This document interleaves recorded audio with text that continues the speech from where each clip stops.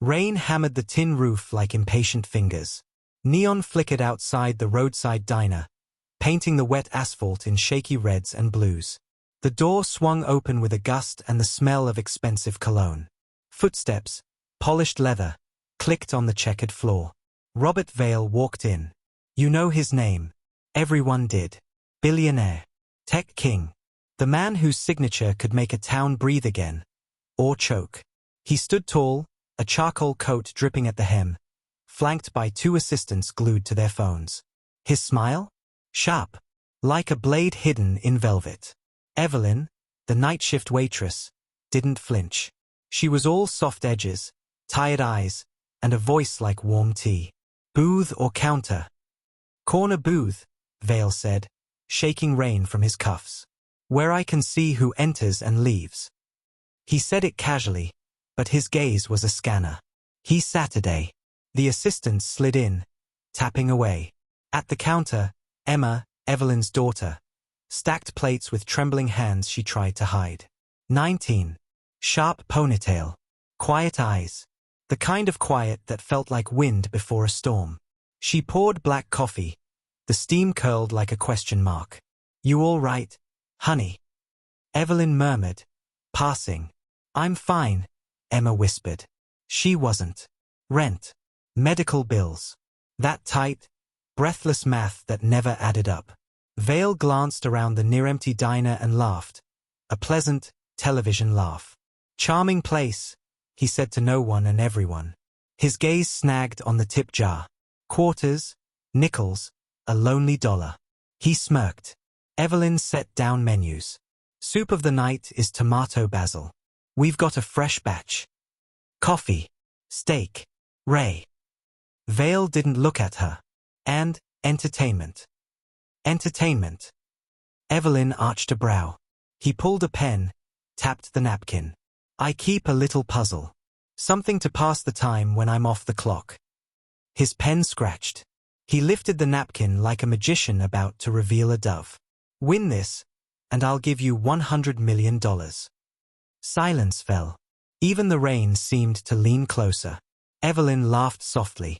Sir, that's not funny. I'm completely serious. Vale's eyes sparkled with that dangerous kind of confidence. I've offered it for years. No one's won. Not yet. Emma found herself near his table without meaning to. What's the puzzle? Vale's smile slid her way. He liked an audience. 3 boxes, he said, drawing 3 squares on the napkin. Gold. Silver. Bronze. One contains a single word that can change any life. Truth. Each box has a message on top. Only one message is true. He wrote, Gold, truth is not here. Silver, truth is in the gold box. Bronze, truth is not in the silver box. Pick the box, Vale said, eyes glittering. Open it. If you reveal truth, the money is yours.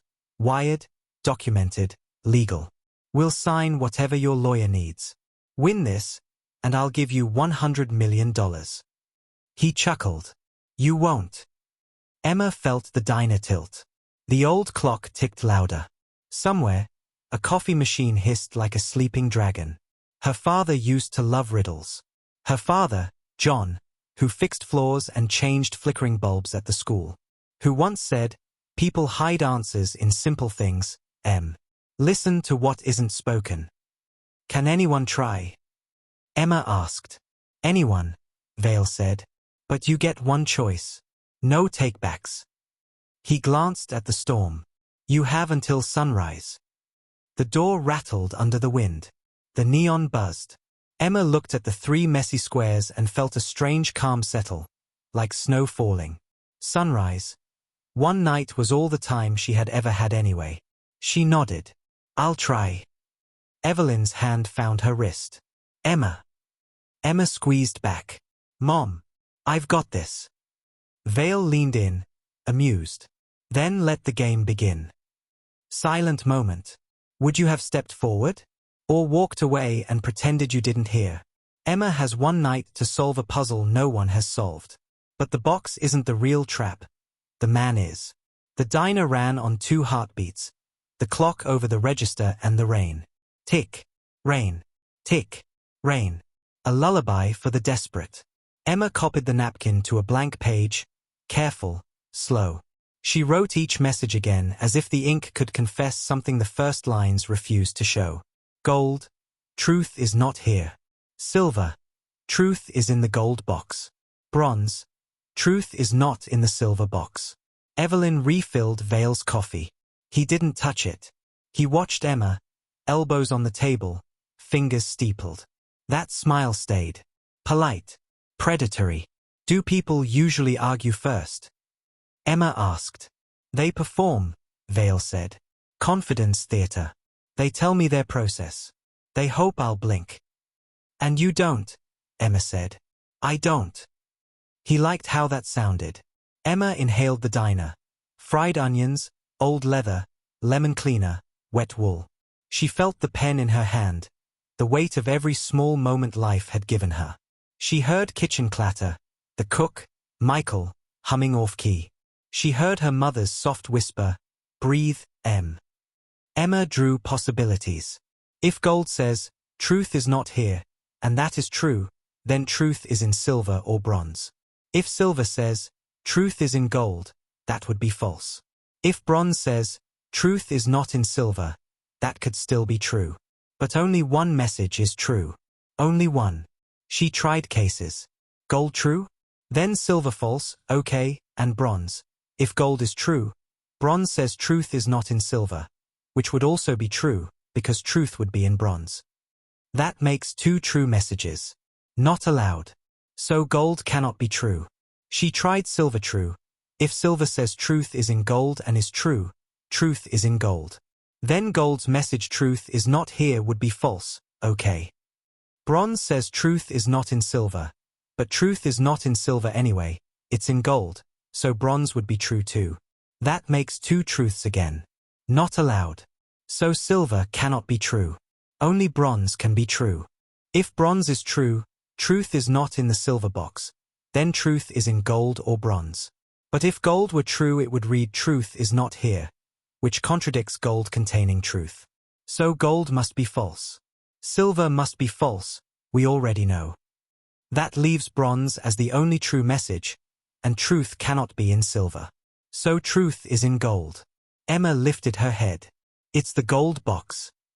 Vale's mouth flickered. The smallest twitch. Already? One assistant said, surprised. Emma nodded. Her heart beat against her ribs. Bronze is the only statement that can be true without making another one true. That pushes truth away from silver. Gold's sentence must be false, which only works if truth is actually in gold. She swallowed. So, gold. Vale tapped the napkin. Tap, tap. Each sound felt like a drop into a well. You're quick. Not quick, Emma said, letting a tiny smile break. Just used to puzzles that don't look like puzzles. She glanced at the window. Wind pressed its face to the glass. Life is like that. He stared. For a second, his eyes held something human. Rain. Memory. Then it was gone. You have one choice, he reminded. Open the gold box and it's done. We wire the money or, he spread his hands, we smile and finish our steak. Emma felt her mother's hand on her shoulder. Warm. Real. She pictured rent, the hospital bill, the neighbor who pawned her wedding ring, the factory that shuttered last winter, the town that waited for a miracle no bus ever stopped to deliver. She looked at Vale. I'll open gold, she said. But there will be one condition. A hush fell. Even the assistants stopped typing. Vale leaned forward. What condition? Emma met his eyes. Calm. I want to read it aloud. Read what aloud? The word, she said. When I open it. Vale's smile sharpened again. Open it. Then.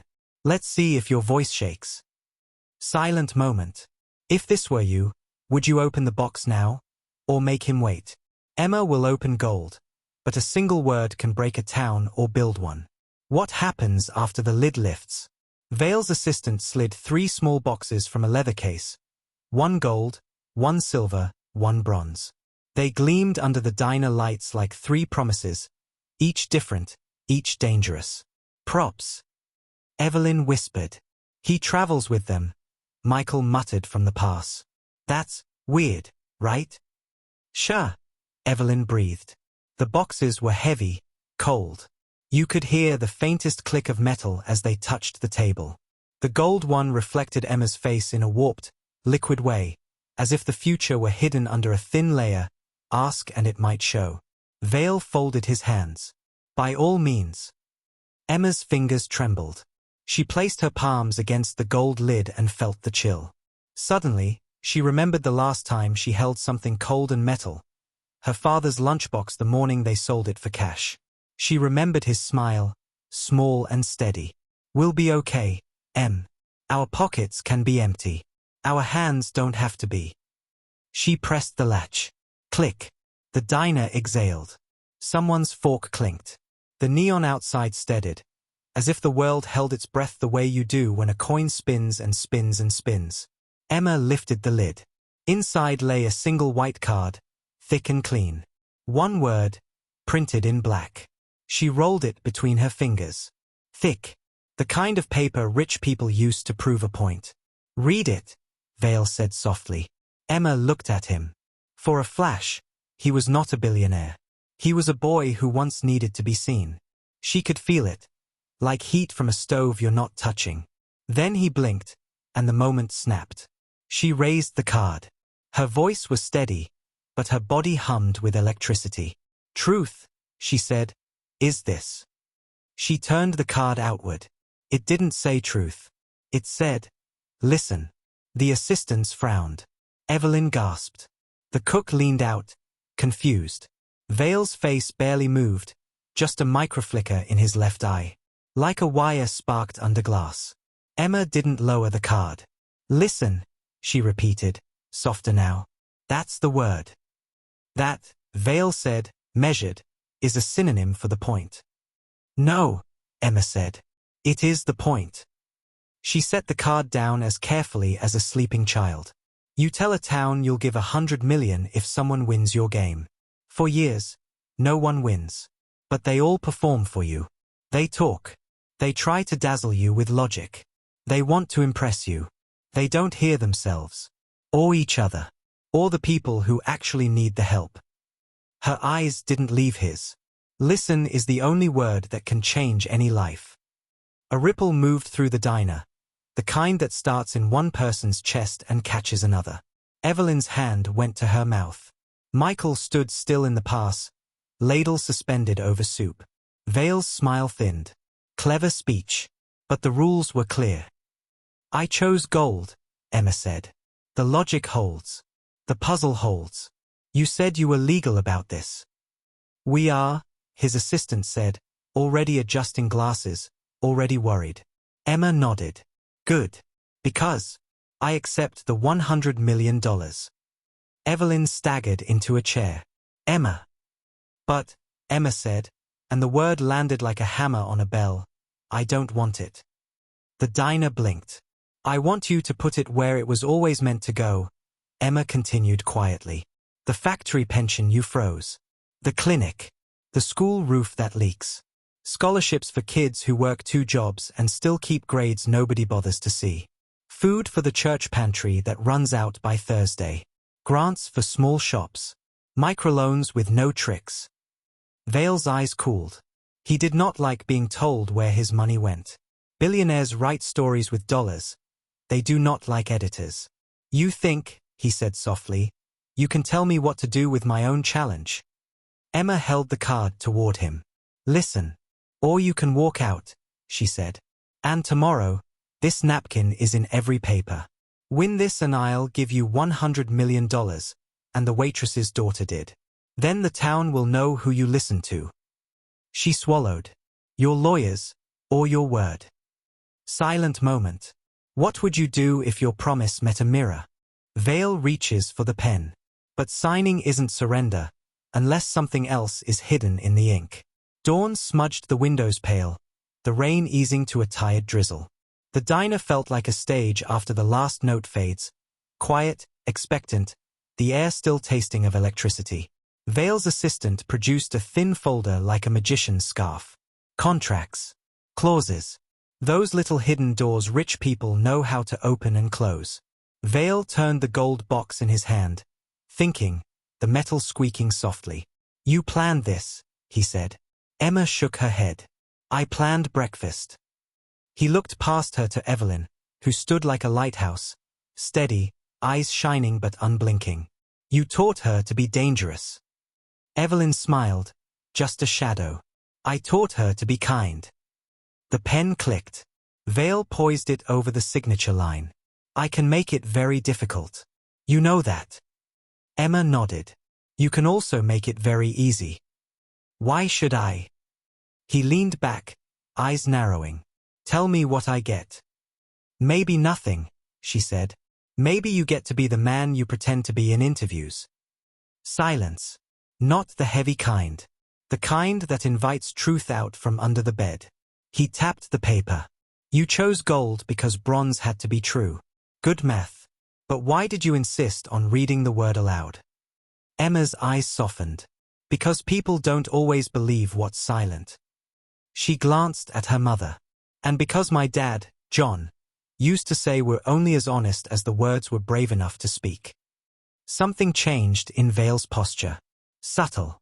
He turned his wrist, and the cuff rode up just enough for Emma to see it. A pale seam of scar tissue, like a poem written by a knife and time.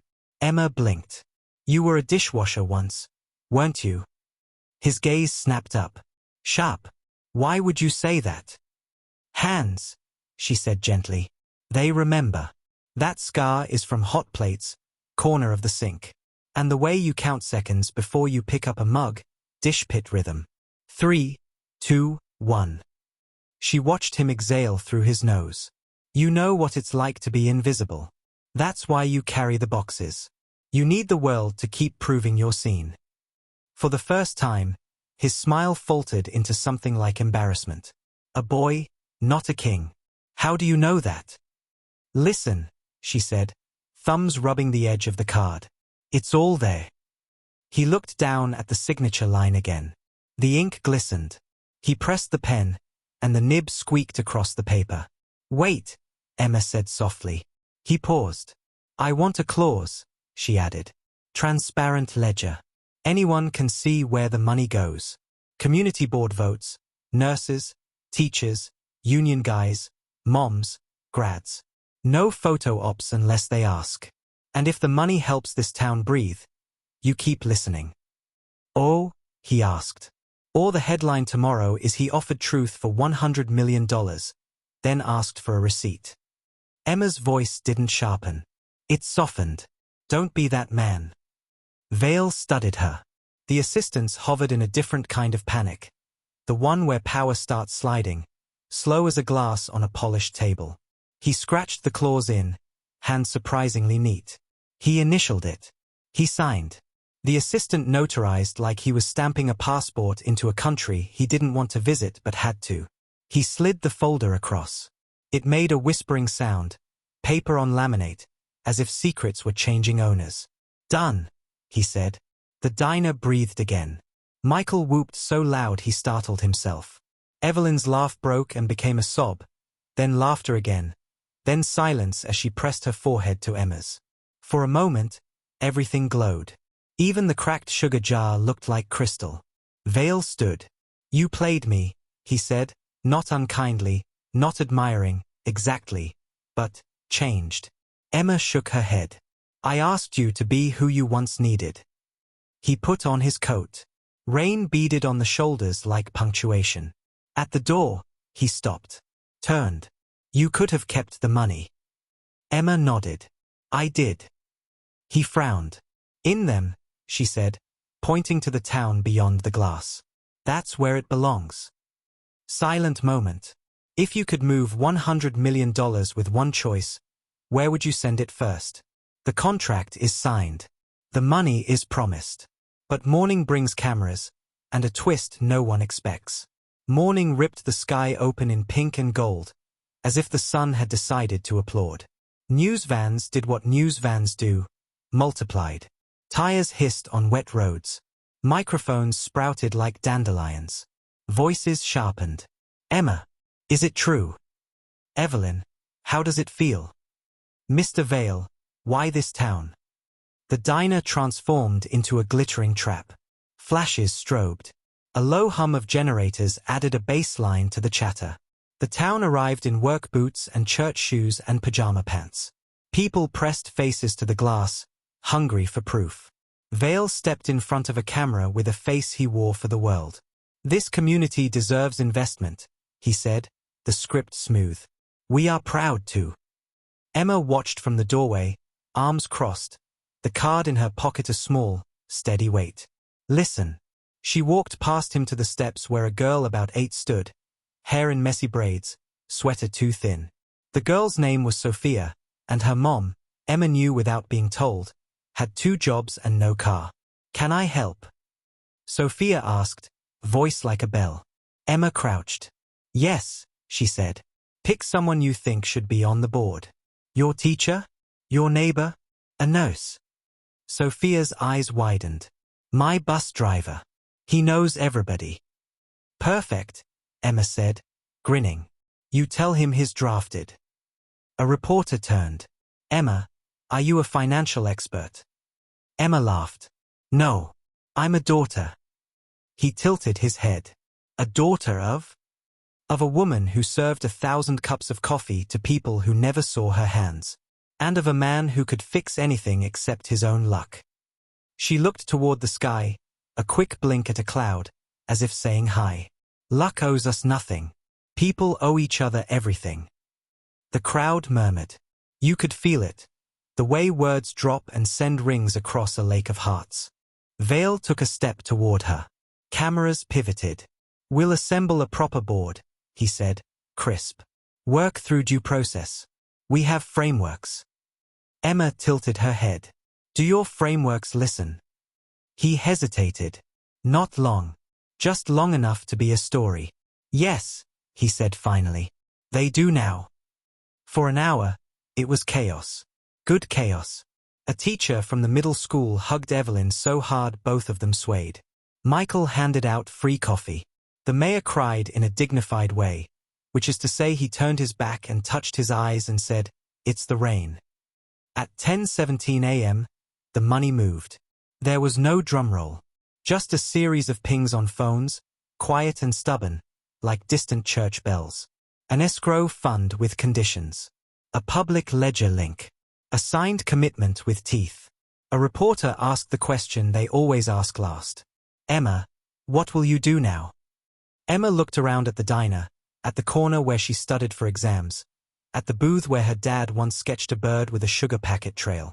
She thought about staying, about leaving, about how both could be brave. The door chime tinkled. A little girl, Sophia again, returned with her bus driver, Robert, hat in hand, smile crooked. She said you needed me, he told Emma, shy. We do, Emma said. Are you the one who beat the rich man? Sophia asked. Emma smiled. No. We listened to him. They laughed together, a small, clean sound. Vale watched from the sidewalk, his gaze softer, elbows less sharp. For a second, just a second, he looked like a man waiting for a bus in the rain 25 years ago, learning to count plates, learning the rhythm of work. He caught Emma's eye. I'll be back, he said. She nodded. Or maybe you'll stay. He considered it. Then he did something that shocked even him. He took off his coat and handed it to a woman in a soaked cardigan. You need this more than I do, he said. And that was the part the cameras almost missed. By noon, the crowd thinned. The neon sign blinked steady again. The diner returned to normal with a new kind of quiet. Not hunger, not fear, expectation. The good kind. The kind that makes your hands tremble for different reasons. Emma wiped a table. The napkin with the puzzle sat under the sugar jar, a relic now. She reached into her pocket, brushed the edge of the card. Listen. She didn't need to read it to know it was there. Evelyn slid beside her. You okay? Emma exhaled. The air tasted like rain and coffee and something beginning. I think so, she said. I think we just Open the right box. Outside, Vale climbed into his car. He looked back once, then twice, then a third time, like he was leaving a place he hadn't realized he needed. The door closed with a soft thud. The engine growled. And the waitress's daughter left him. Left him with a ledger that spoke, a town that expected, and a word he could not hear. Listen. Silent moment. If it were you, would you have taken the money for yourself, or turned it into a promise the whole town could hold? Why? Is this conversation helpful so far?